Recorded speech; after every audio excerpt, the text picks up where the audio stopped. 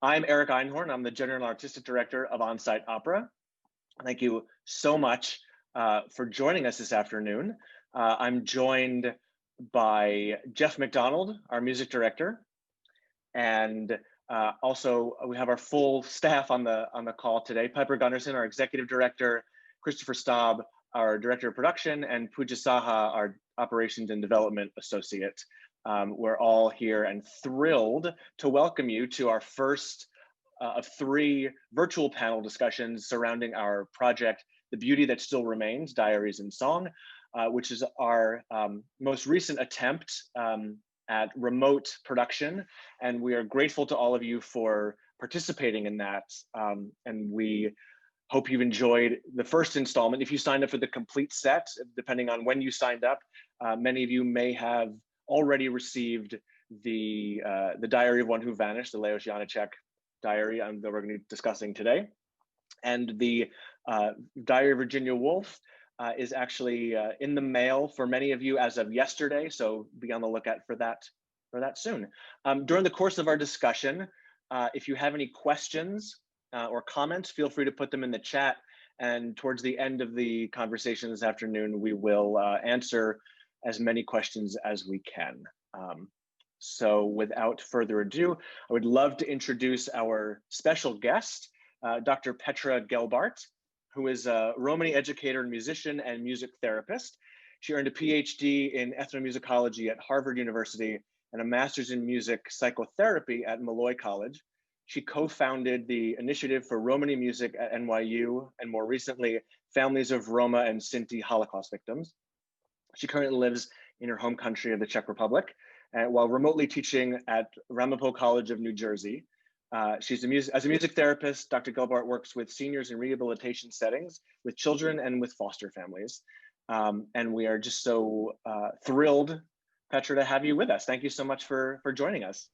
Thank you for having me. It's nice to see everybody's faces. This is so much better than when I'm teaching and most people have their cameras off. Excellent. And I also want to express our gratitude for your help and consultation earlier in the project when we were bringing up and working through the difficult topic we're going to be tackling today, and that is the word, the negative connotations, the stereotyping behind the word gypsy, how to treat it, and its relation to contemporary Romani culture in Janáček's time, and your own experience with that. So thank you for helping us through that issue with us. Well, thank you for being at the vanguard of actually caring about this. Well, that I really have to spotlight Geoff for the initial discussion about what that meant, and because I think and that perhaps is a good place for us to start our conversation, to an American audience, to American audiences and opera producers and performers. The idea of the gypsy is one that is, of course, present through so many classic examples of core inherited 19th century repertoire that doesn't, for many American audience members and opera lovers, I don't think that connection to the difficulty and the racism behind the word gypsy and Romani culture and its treatment in Europe, especially. So I wonder if you could give us a bit of a thumbnail overview of the Romani people. Sure. So I don't know how many of you are able to kind of maybe put things in the chat or speak up. I always think it's good to kind of check in and see where people are with their knowledge. Yeah, and this isn't meant to embarrass everybody. I think you're in good company if you're coming from a position of not knowing anything. So that's fine. But I always think it's instructive to kind of say, what have you heard? Maybe you looked at Wikipedia right before joining, and that's kind of cheating. No, but what have you heard as a person? I think most of you are Americans. I know there's a couple of people who are also cheating if you're from Europe, because you have a totally different vantage point. But let's just kind of have a brainstorm. What do you know? What comes to mind when somebody says gypsy? Don't be shy. Type away. I was gonna say, don't be shy. There's no judgment.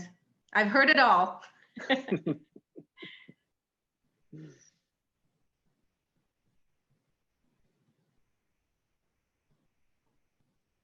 I see the fingers going. Okay. Okay, music and dance.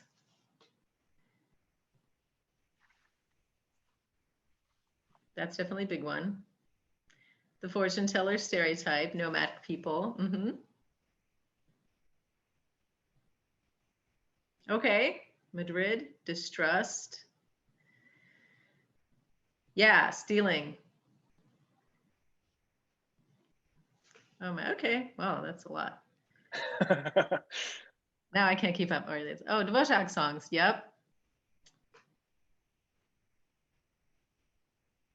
I've actually translated one of them into Romani.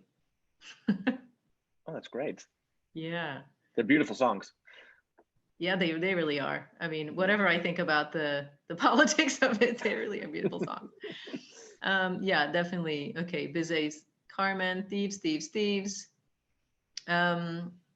Yeah, so all the same stereotypes that are often applied to Black people in America. That's right. That translation. I don't think I've written it down. The earring stereotype. Is it the hoop earrings? We do actually wear hoop earrings. Caravans. Okay, iconic dress. Okay, great. So I think you guys pretty much. Oh, child brides. I feel like you've been reading the New York Times more recently, or other kind of media. Yeah, that was covered. That's a good one too, because let's start with that. Because everybody else kind of covered the main ones, the things that you see in Hollywood, in all sorts of artistic depictions, right? So the nomadism, the earrings, the dress, the thieving, the being untrustworthy. Nobody mentioned child kidnapping, but we could also get into overlaps with stereotypes of Jewish people. But child brides is an interesting one because yes, there are child brides among Roma. Particularly, I think what you may have read is about certain families in Romania. That, by the way, is a coincidence. Roma and Romania, the origins of that word are totally different.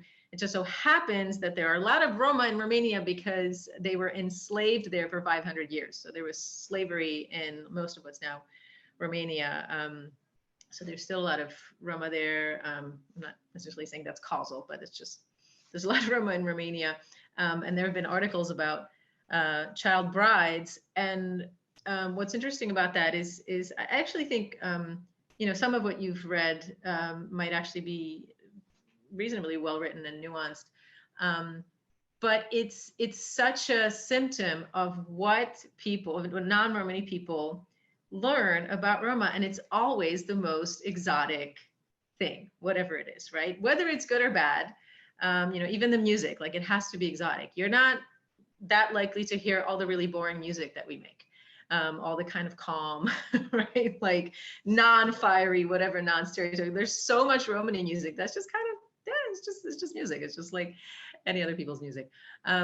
And you're not going to learn about all the like aspiring middle-class Roma, all the Roma just hanging out in the factories, like getting married at an age that we consider consensual in the West, younger, but not child brides. You're just not going to find out about that because nobody, and this includes academics, nobody gets paid to write about the regular Roma. It's not interesting. Nobody gets paid to make paintings of us and to write books about us.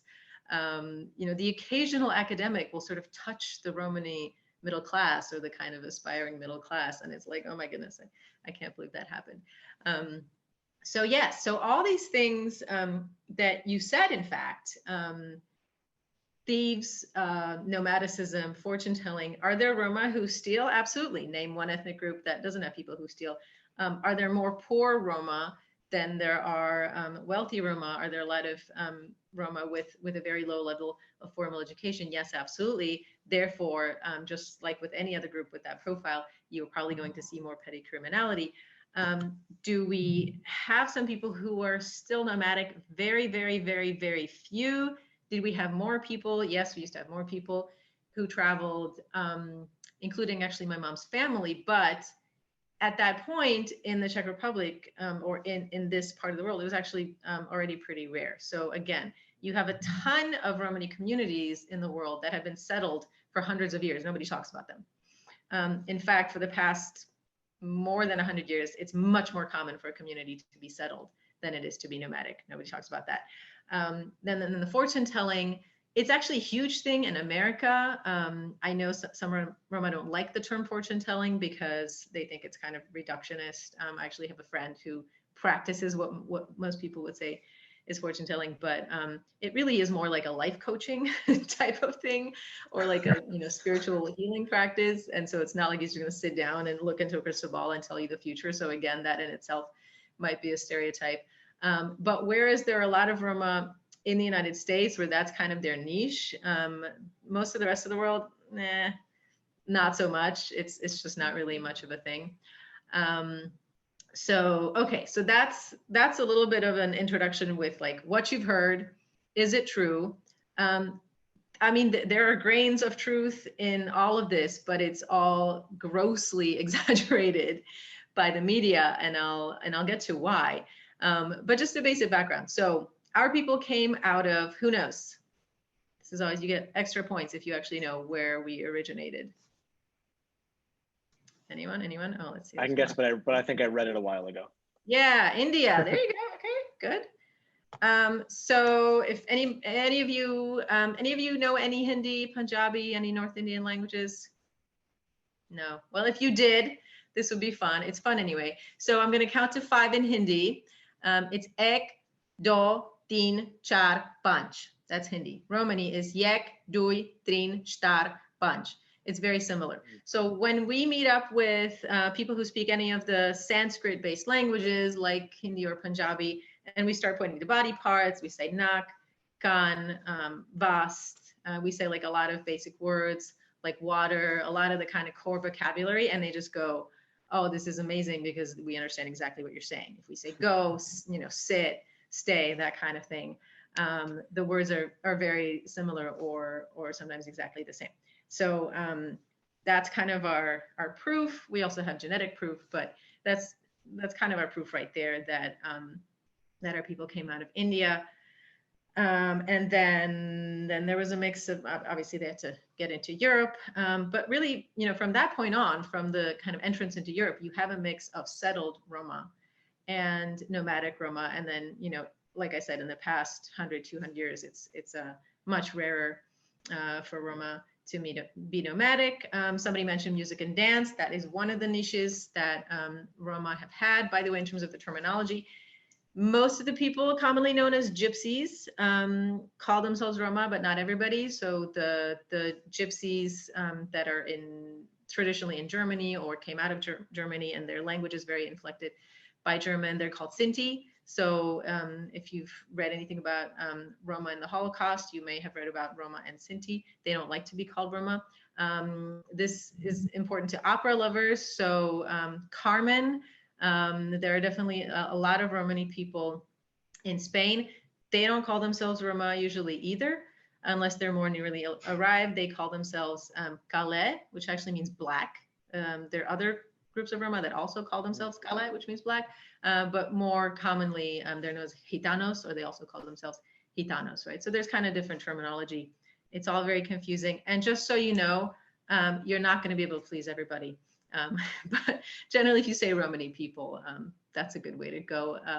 Some people get very offended if you say gypsy. I don't like it. I think it's a really problematic word because people just have all these associations, including like it's a lifestyle. It's just, people who travel, and we just kind of go, ew. We don't really like that. But there are some Roma like Roma, and I know somebody here's from England, and they refer to themselves as gypsies. They might also say Romani Chels, but it's just like, well, we're gypsies. That's what we are. It's actually, it started as a total misnomer with the idea that Roma came from Egypt rather than India. So they started calling them Egyptians, or in Spanish, Gitanos. So that's also where you get the Gitanos. Anyway, so that's kind of a whirlwind tour of the history. And then, so where do all of these, why is it so prevalent in the English language cultures, but also in, I would say kind of French and German based cultures, to think that gypsies or Roma are defined by nomadicism and fortune telling?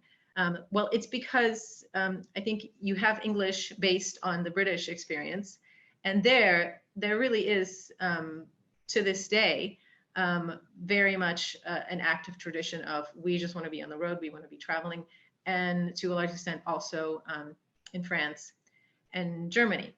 So there, it's definitely more than just a stereotype.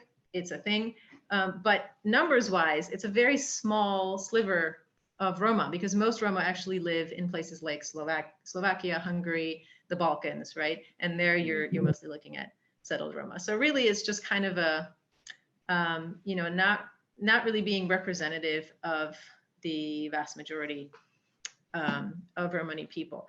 But so then in terms of it's funny that nobody mentioned, I don't know if anybody mentioned this. So people mentioned like untrustworthy, thieves, some of the positive stuff like music, some of the negative stuff. But it's funny, you're all opera lovers and nobody mentioned freedom, right? Because I think, to me, the quintessential imaginary having to do with Roma in the arts, and often even in the arts that Roma themselves produce, because there's a lot of internalized kind of essentialism, is this idea of freedom. And here's where I have to really disappoint you, because it's really one of the greatest and most enduring lies of the Western world, the idea that our people are traditionally free. Romani society has so many rules, both social rules and ritual purity rules. So think like, basically it's a lot like Orthodox Jewish cultures, a lot like that, both with kind of things you can and can't eat, things you can and can't mix. You have to have separate, some Roma have like separate washing machines for separate things, the same way that some Orthodox Jews have separate dishwashers, right? Mm-hmm. So it's a very similar kind of system. And we don't think of Orthodox Jews as free.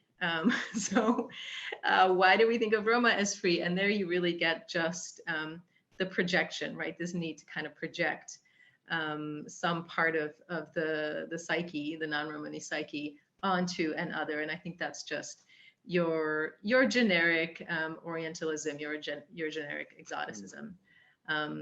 So yeah, so I'm sorry if that's a disappointment. We are not really free-spirited people at all. That's really fascinating, because I'm sitting here. First of all, thank you for that. It's incredible. But what you related about a lot of the negative stereotypes, you could look at through an anti-Semitic lens also, which is, as a Jewish artist, something that I often am looking at, experiencing. But it is bizarre. I had never. Shamefully, I've directed Carmen many times, and when you ask what do you think of when you think of Romani, that freedom element, it's such a, I can't think of another example of a people who is othered in such a negative way, but also inadvertently sort of envied in the same way. It is fascinating, and I wonder, is there, what you said about the people that apply however little to the stereotypes that we all imagine are such a small representative sample of Roman people. Is there, was there sort of a tipping point? Was there a time when there was this kind of mass appropriation of those pieces of Romani culture that were assimilated into the West, or was it a more gradual taking up of that?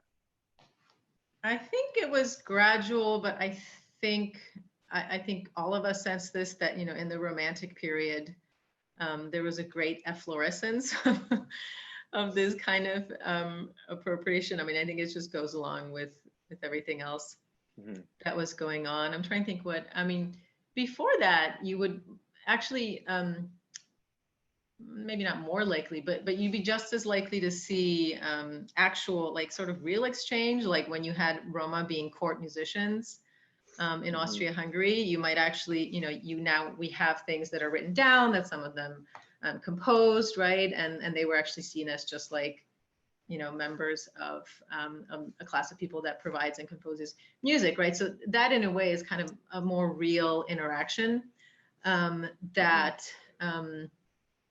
largely, if anything, I think goes away in the 19th century. Not that the interaction went away, but that any kind of depiction like that goes away, because even just, when you think of Liszt, right? Like, so in the world of music, Liszt had such a big role in presenting the gypsies and gypsy music to the entire world.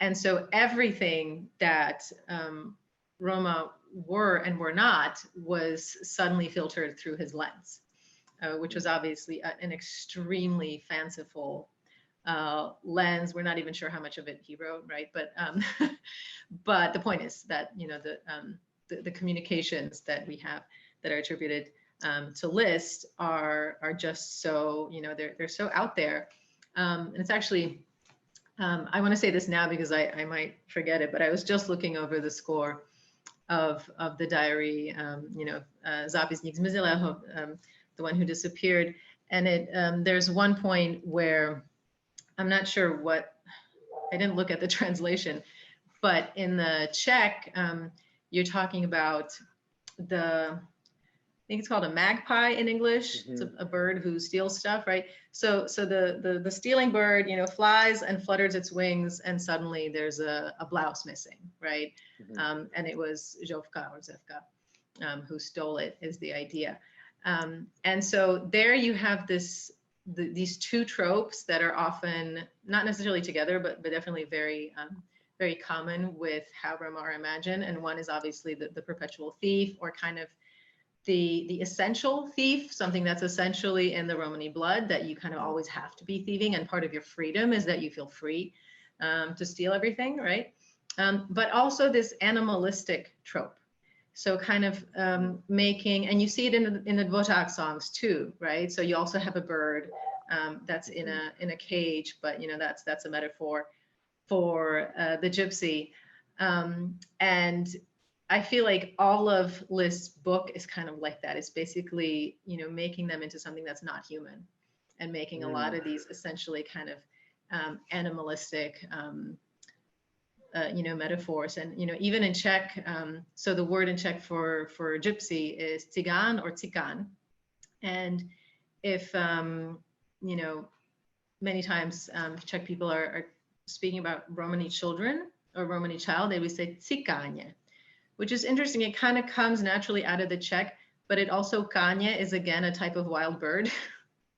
So I feel like you again have this kind of, linguistic play where people really need to associate Roma with nature, and the easiest way to associate Roma with nature is in some subtle or not so subtle way to associate us with animals. Yeah. Interesting. Again, and there are even thinking surface wise to the text that Carmen sings, that Mary May assigned. There is unending animal imagery, and it feels like that that conflicted duality between the Western desire to cage and to control and to look down on, but also oddly celebrate and be jealous of, and as you said, project. So it's it seems to be a very interesting intersectionality of inner love and hate that the Western audience projects onto Romany. And I think that the jealousy is a really interesting topic, because you really see it played out in real life. in a place like my home, the Czech Republic, where on top of all of the, received kind of comments as wisdom of Romani, like freedom and thievery and whatever, there is that underlying jealousy. And so people will really make up super unbelievable stories that a lot of people believe, including like they get free everything, right? So because the gypsies are so cunning and so free and so unwilling to integrate with society, they also get free medicine. They don't have to pay for this, So it's like the jealousy just kind of runs with itself and causes, just actually a whole nother layer of hate and, interethnic discord. And I think at base, there is this kind of need to be perpetually jealous of this other, even as we look down on them. By the way, I just want to say, I know that some people are putting things in the chat, and it's hard for me to multitask. So if somebody on the team, maybe kind of, But one question I noticed that I think was put to me privately, so the rest of you won't be able to see it, is I think language and alphabet. So Romani, it's said that Romani is a language. That's also a lie. I don't believe it. It's like saying Slavic is a language, but really there's Polish, there's Slovak, there's Bulgarian, which you're kind of like, wow, is that really a Slavic language? And it is, but it's really hard for me to understand. So Romani is like that. There's a whole bunch of so-called dialects, which really are very separate languages, and some of them are much more mutually intelligible than others. As far as what alphabet we use, so Romani started to be written down by Roma in the early 1900s. And since that point, we don't really have anything standardized. So you use whatever alphabet is common in where you are, or in whatever phonetic system. So early on, it was actually a lot of Russian Roma who were writing literature in Romani. So that was written in Cyrillic. We have Czech and Slovak Roma writing in, the style that we'd see in Central Europe. And to me, the really hilarious thing is English-based Roma. So Roma in Britain and the United States writing Romani.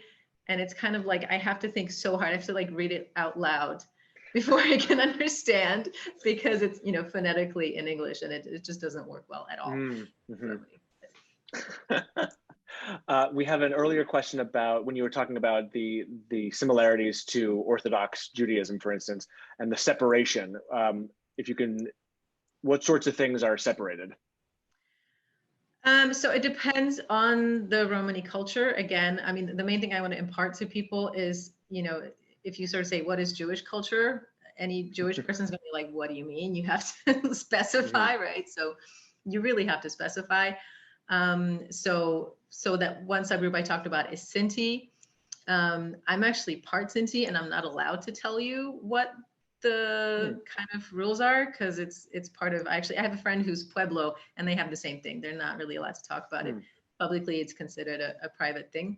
But I can tell you more generally about, other groups. Kind of the upper and lower body part things are separated. So if you're doing laundry, if you think about towels, soap, that kind of thing. Now, a lot of people today, just like many Jews whose maybe ancestors would have, kept kosher, and now my husband's Jewish, definitely doesn't keep kosher, right? So you definitely have this general trend, even in some of the, what I would say, traditional Romani communities, where it's kind of like, or, it's kind of becoming partly just like folklore. We know about it. We know that like you technically are supposed to do that, but people aren't doing it so much anymore.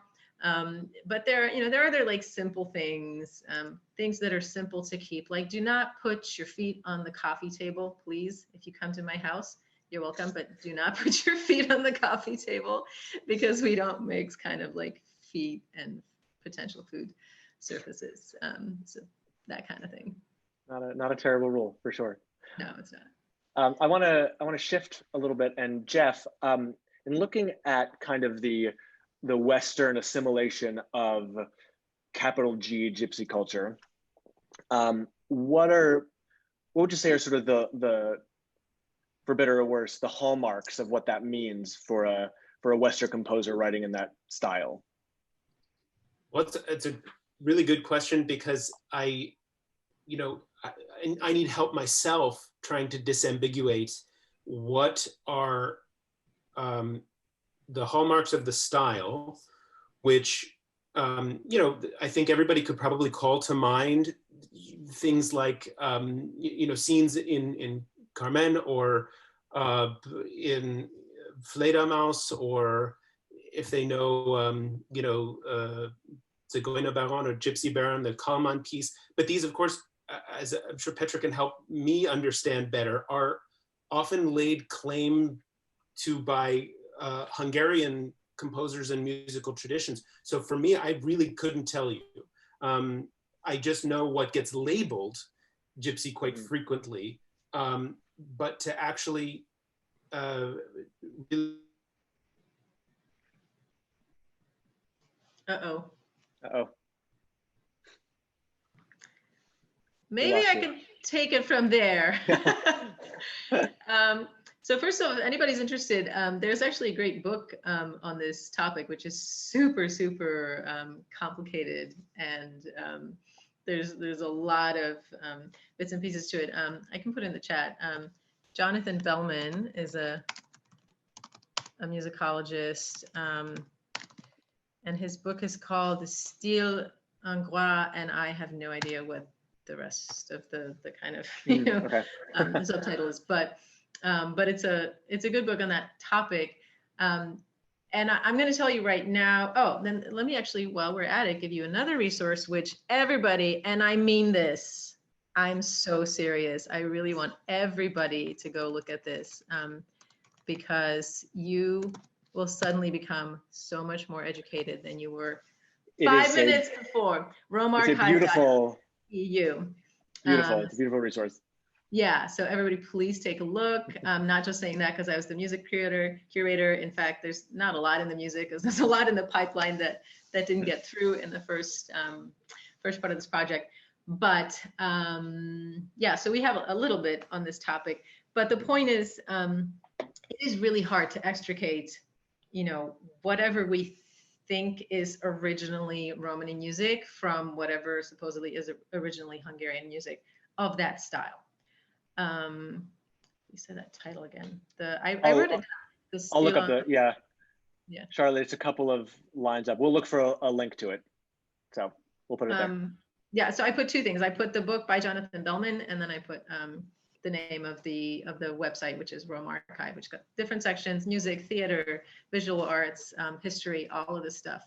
You will love it. I really hope you guys will look at it and share it far and wide. But yeah, so I mean, the fact is we don't have a time machine. You know, it's kind of like trying to say, well, what in jazz is white and what in jazz is black, right? It's a lot like that. I mean, jazz as it sounds today would not sound the way it did without African Americans, and it wouldn't sound the way it does without European music, right? It would be other wonderful things, but it wouldn't be jazz.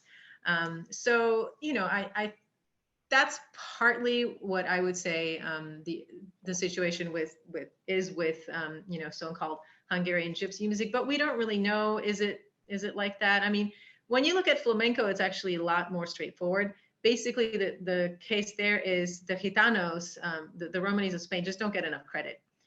Flamenco really is a Romani art.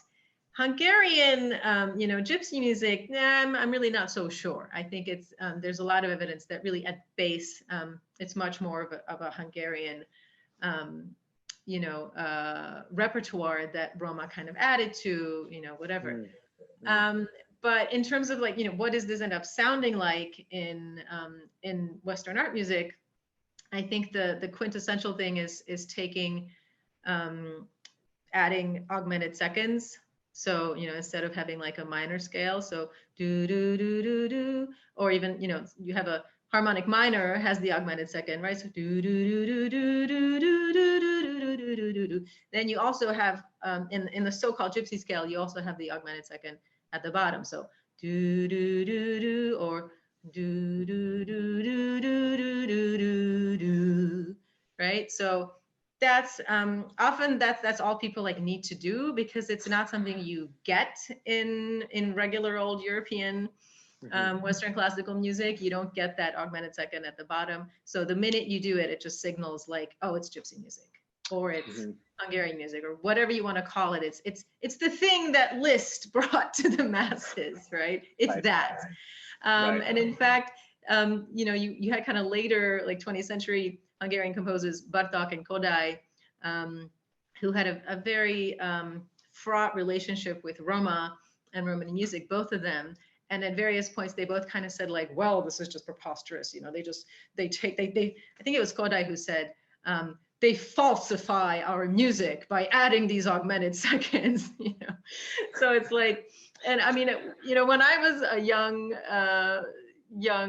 sort of, trying to be a budding musicologist, and I was trying to make a sense out of this. And of course, I've, been coming to this as a proud Romani person. I'm like, well, which is it? Do we not have any original music, or do we falsify it? Because it can't be. If we're falsifying it so much, then I guess there is something original there. Because you get that claim to, they steal everything. And again, you have that trope of they just steal everything wholesale and they pass it off as their own, right? So it's like, well, we either pass it off as our own and we didn't change anything, or we changed enough to make you angry.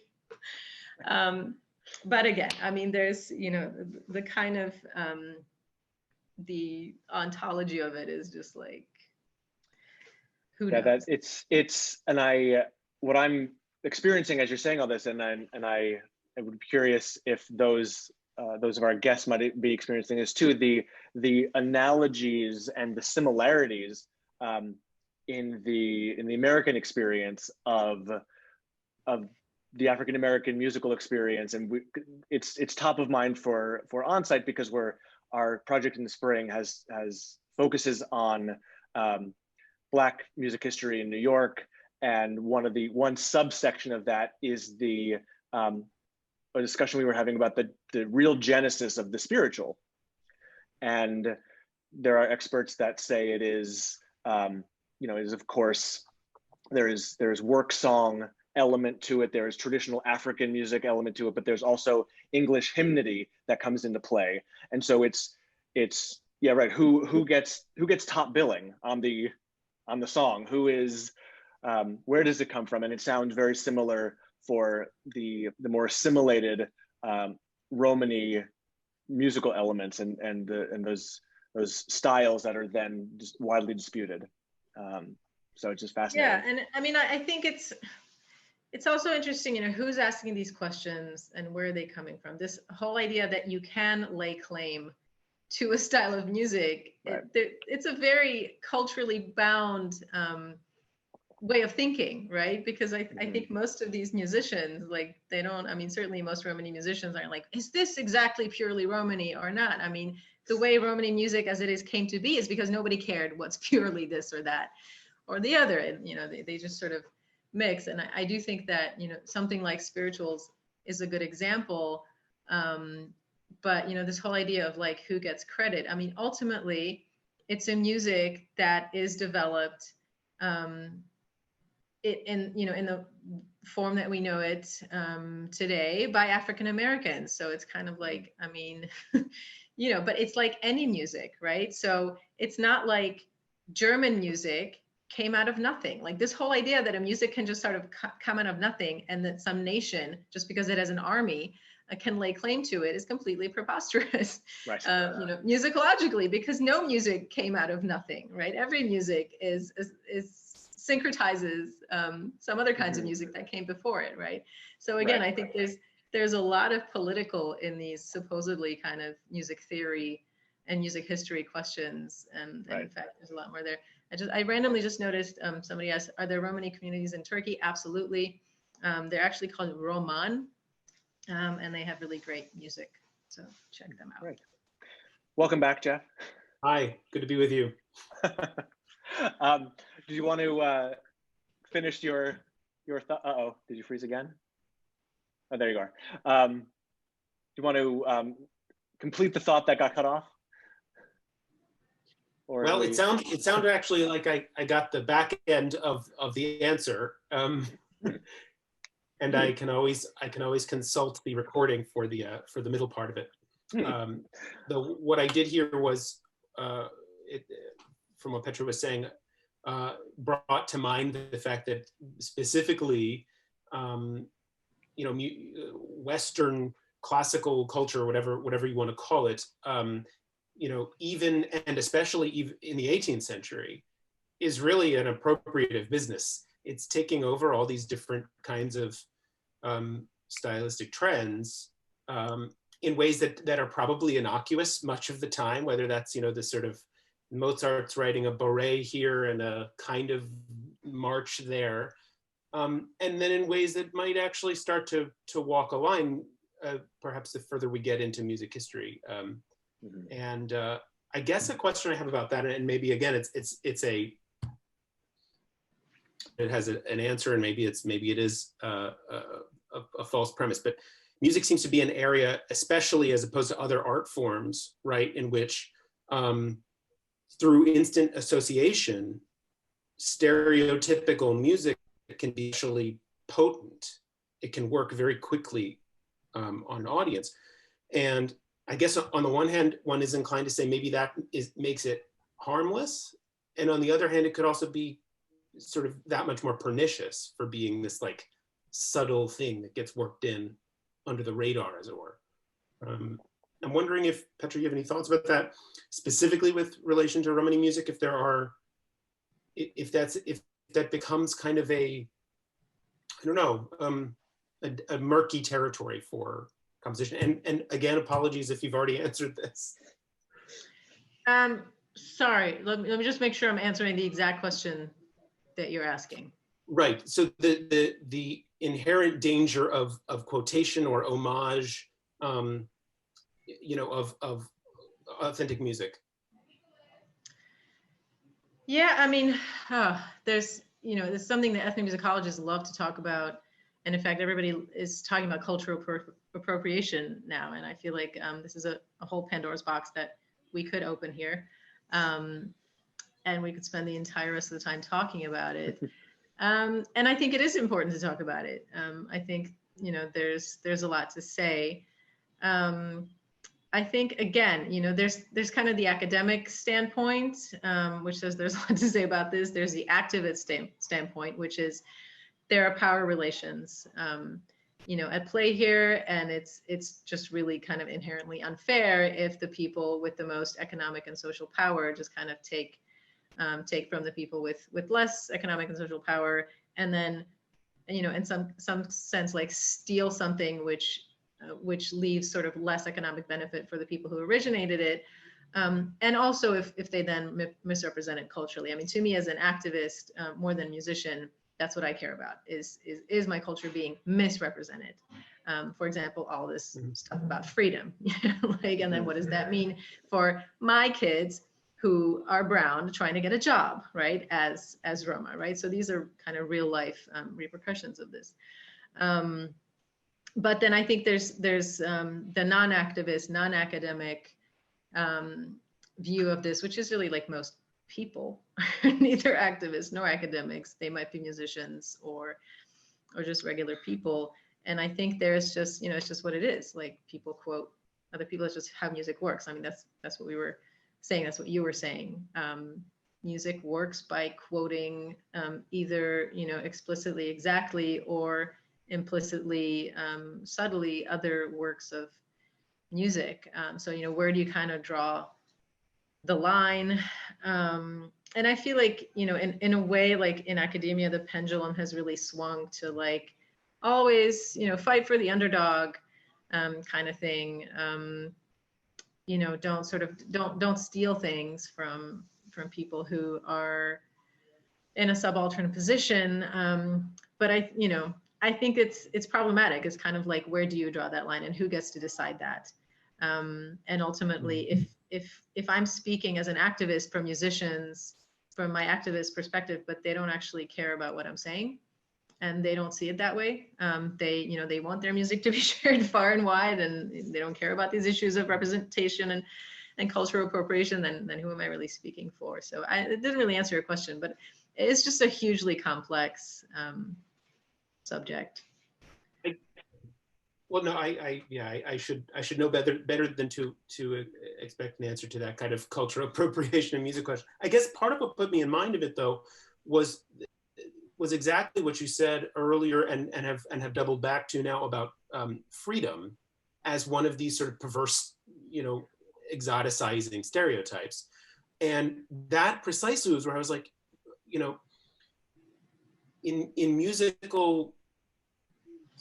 is a perfect venue for prizing freedom within rulefulness, Yeah.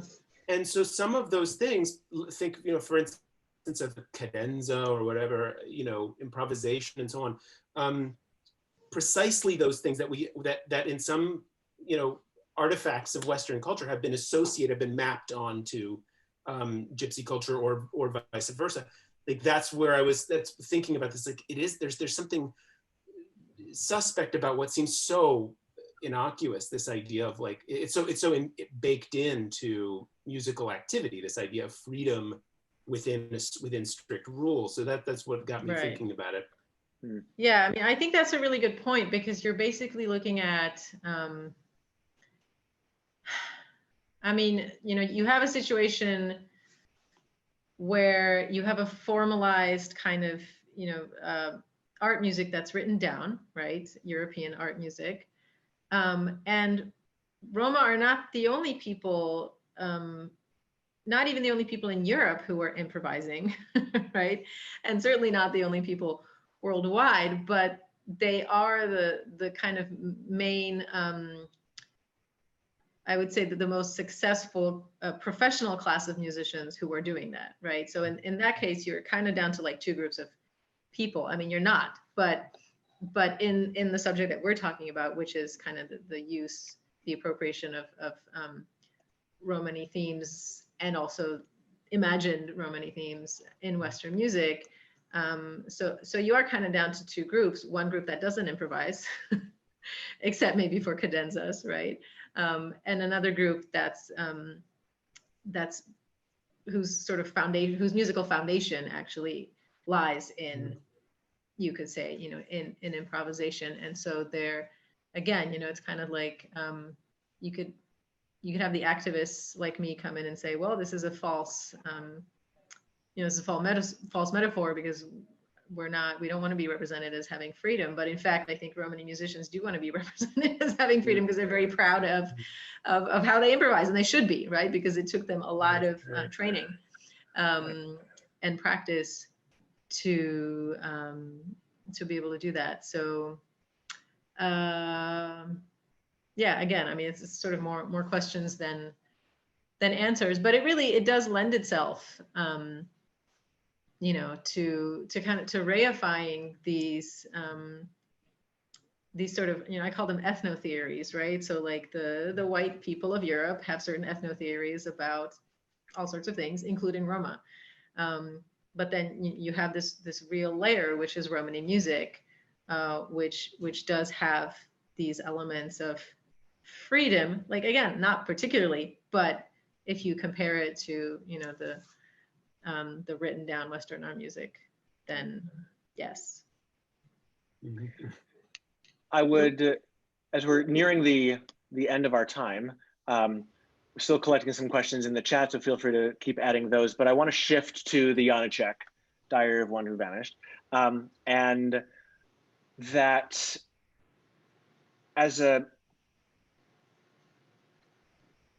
how does this piece resonate just as it is with you, Petra, as a Roma musician? Well, so, my gut reaction to a piece like this, especially if I'm, sort of looking right at the score and seeing the text,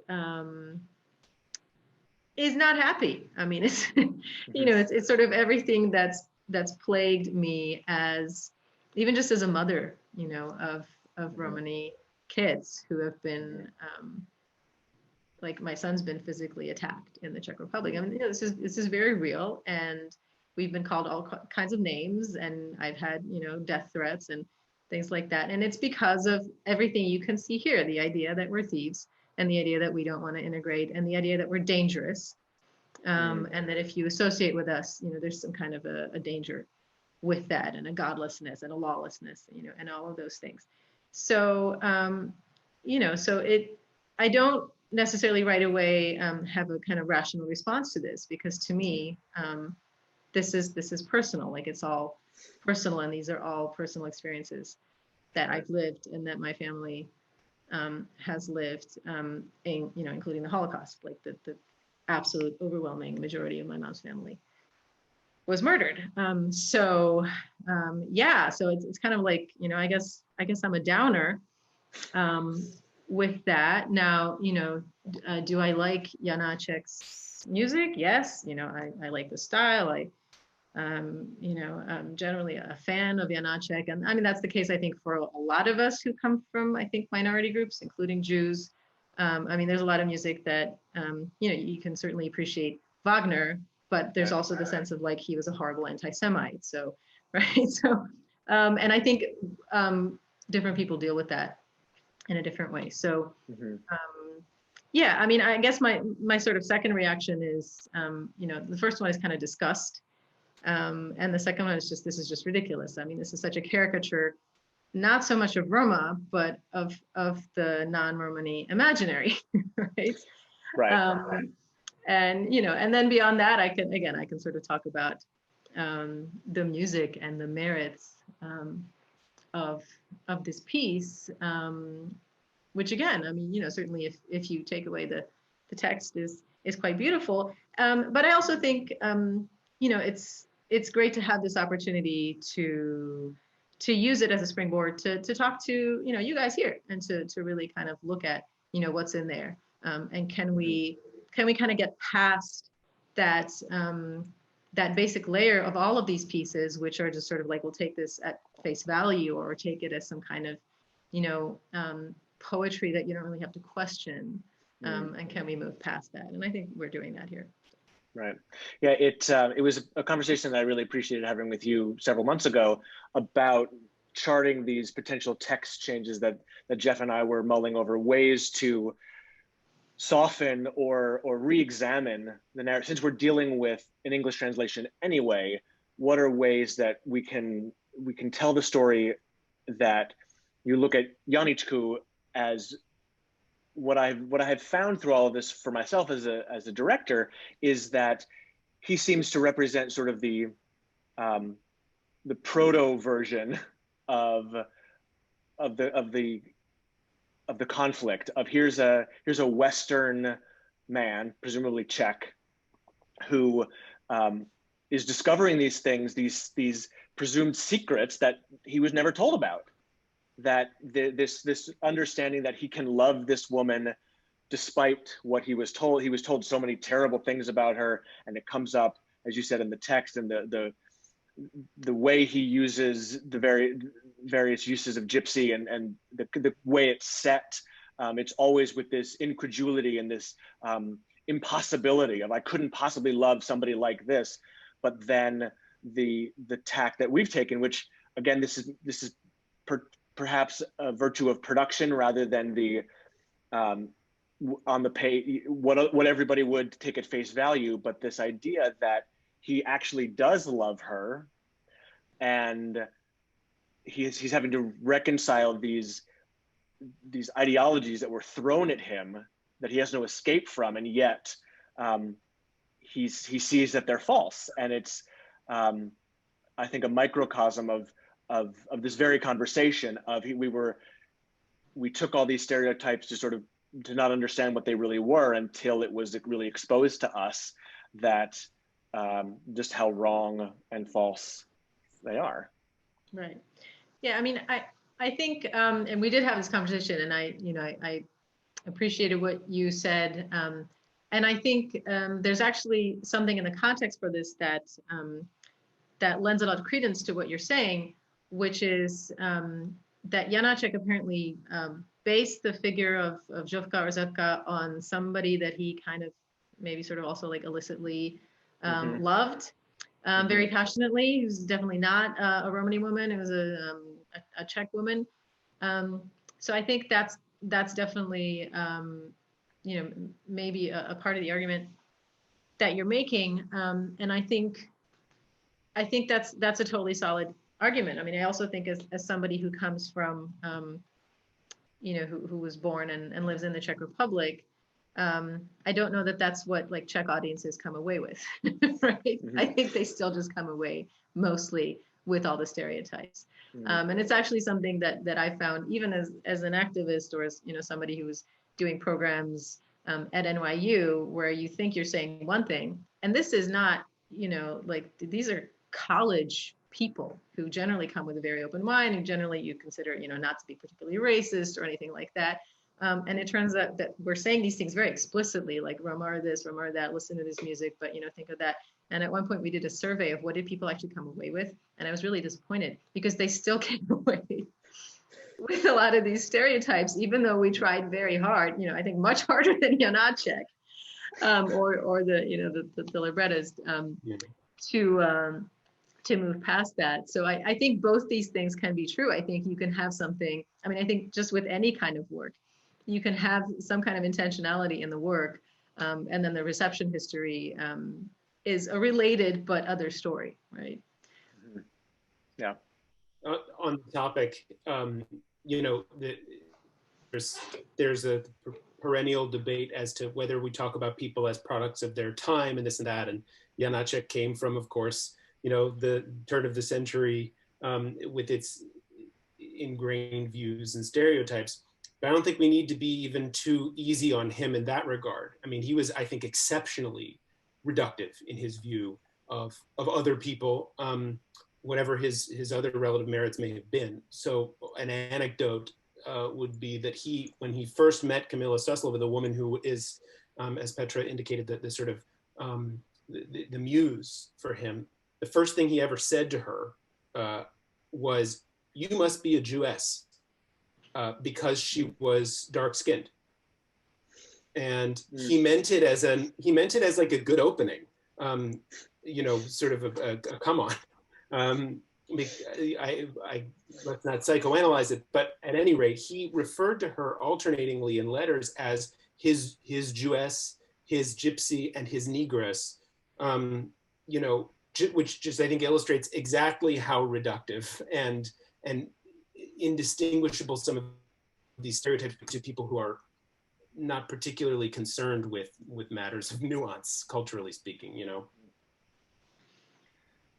That's fascinating. And to piggyback on that, we have a question, Petra, that looking at Carmen, perhaps the most widely seen stereotype in the opera world of Romani people, and the ubiquitous practice of makeup, of skin darkening with makeup. And there is of course a huge dialogue in America about blackface. Is there an analogous conversation in the Romani community about skin darkening to become more Romani? No, there isn't an analogous. That's the simple answer. There is not an analogous conversation. Doesn't mean that no Roma are talking about it. I would say, if anything, the interesting thing for American Roma is that so few people realize that I'm not a good example of this, but most Roma are people of color. Most Roma who aren't British Roma, but again, you do have a lot of British Roma in America. Most Roma in the world, by far, absolute overwhelming majority of Roma are people of color, visibly different and darker usually than the surrounding population. So if anything, our issue is kind of like just convincing people that we're not a lifestyle, right? In that sense, I know this is, I don't want this at all to be taken as having anything to do with the overall conversation about blackface, because it doesn't.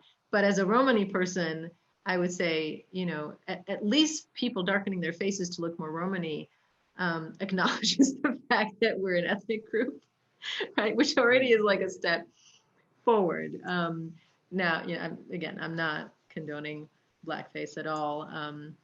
And I think, this canon should be part of the larger conversation about who's being hired, right, in opera, to play any kind of role. So I think that's something that people should keep talking about. Absolutely. And that is a very continually active part of the operatic conversation for sure.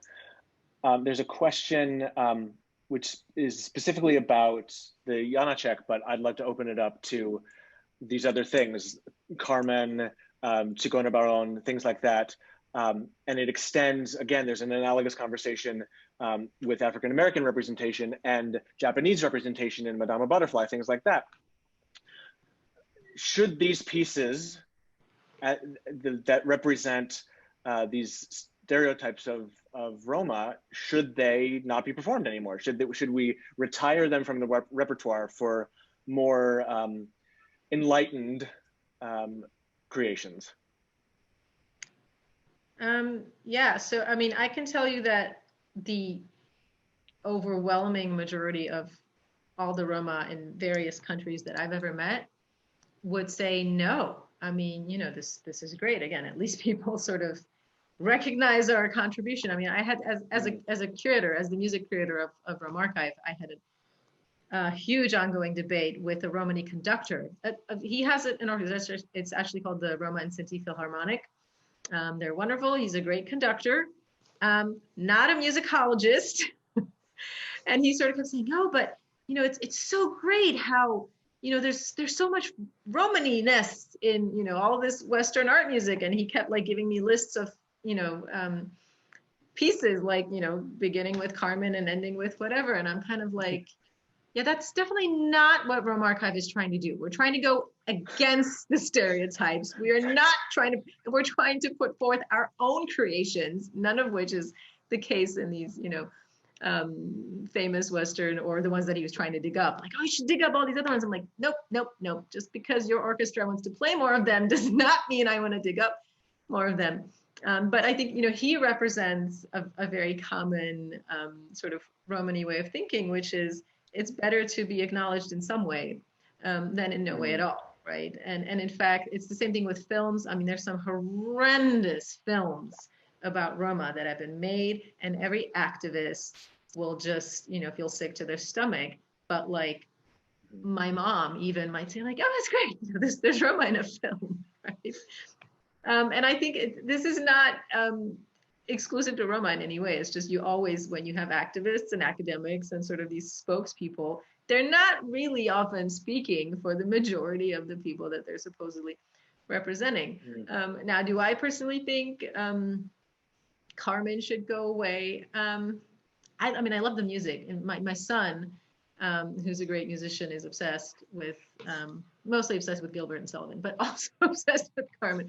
He'll play it, and he will largely play it to annoy me, because that, you know, oh, and my mom will sing it, you know, so it's like, I do love the music, but do I wish that the story of Carmen would go away? Yes, and I'll tell you why. And again, it's like, I hate to be a Debbie Downer, but this image of Romani women as hypersexualized actually leads to rape. I mean, Romani women are at a far increased sort of risk for a lot of things, including just this whole idea that they're available and, you know, sexually whatever. And again, it's such a pervasive part of Western society to think that. And I have a daughter. So yeah, I wish Carmen would just go away. I honestly do, as much as I love the music. Or I wish it would come back with another text. Right. Right. No, it is certainly, it's fascinating to hear the Romani perspective on it, because it is a conversation that is being had certainly throughout the opera world. And you mentioned Gilbert and Sullivan, which is also another part of the canon that is racially problematic and culturally problematic. And again, it extends to, Jeff, what you were saying about, do we look at people as products of their times? It's the Wagner question. When was that point when Wagner became okay to perform in Israel? And you know, it can be applied to anybody. That sadly, you know, the value judgment on the creator is one that perhaps shouldn't be underestimated, even if there's no virulent red flag for any particular composer. You know, it bears investigation for sure. And I hope this is only the beginning for everybody in this Zoom room to dig into this topic I'm reposting the link to the Roma archive, and check out that book. We put a link on Amazon, but if you don't want to shop on Amazon, I'm sure many smaller booksellers have it as well. I want to thank Jeff for joining us from Aachen, Germany, and Dr. Petra Gelbart. Thank you so much for this. This is fascinating, Thank you. wonderful. Thank you for the great questions. I wish I could have answered them all. And yeah, everybody, we hope you enjoyed the panel today. We'll be continuing in about 2 weeks with our panel on the Diary of Virginia Woolf with Drew Shannon, who is a Virginia Woolf diary historian, and Vanessa Caridi, who was the wonderful mezzo-soprano who performed the songs on the recording that you're here. So looking forward to seeing you all in a few weeks. Thank you again, Petra, Jeff, all of you for joining us. Have a wonderful rest of your day. You too. Bye-bye. Bye. Bye, everyone.